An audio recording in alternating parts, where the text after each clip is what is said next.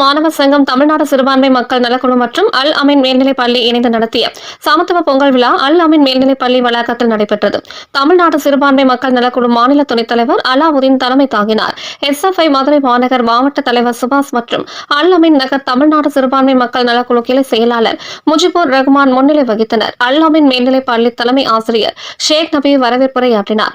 மதுரை மாநகராட்சி துணை மேயர் நாகராஜன், அல் அமீன் மேல்நிலைப் பள்ளி தாளாளர் முகமது இத்ரீஸ், மதுரை வக்பு வாரிய கல்லூரியின் ஆட்சிமன்ற குழு உறுப்பினர் முகமது அப்துல்லா, மாநில குழு உறுப்பினர் பெனடிக்ட் பர்னபாஸ், SFI மாநில செயலாளர் அரவிந்தசாமி, 10, 12, 14வது வார்டு மாமன்ற உறுப்பினர்கள் முத்துக்குமாரி, ஆழ்வார், ராதா மணிமாறன், அந்தோணி அம்மாள், சவரி நாராயண், பல் சமய உரையாடல் குழு செயலாளர் பால் பிரிட்டோ, கணேசமூர்த்தி, டேவிட், ராஜதுரை, ஜான்சன், புதூர் சட்டம் ஒழுங்கு காவல் ஆய்வாளர் மாடசாமி ஆகியோர் சிறப்பு அழைப்பாளர்களாக கலந்து கொண்டு தமிழர் திருநாள் வாழ்த்துக்களை மாணவர்களுக்கு தெரிவித்தனர்.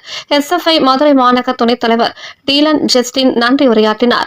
விழா ஏற்பாடுகளை சப்ரா பிபி அல் அமீன், முகமது அலி, சம்சுதீன், கிளை தலைவர் சண்முகவேலு, ஆசிரியர்கள் தமிழ்குமரன், நூருல்லா, அபுதாஹிர், தௌபீக், அல் ஹாஜ் மற்றும் ஷெரீப் அலி ஆகியோர் செய்திருந்தனர்.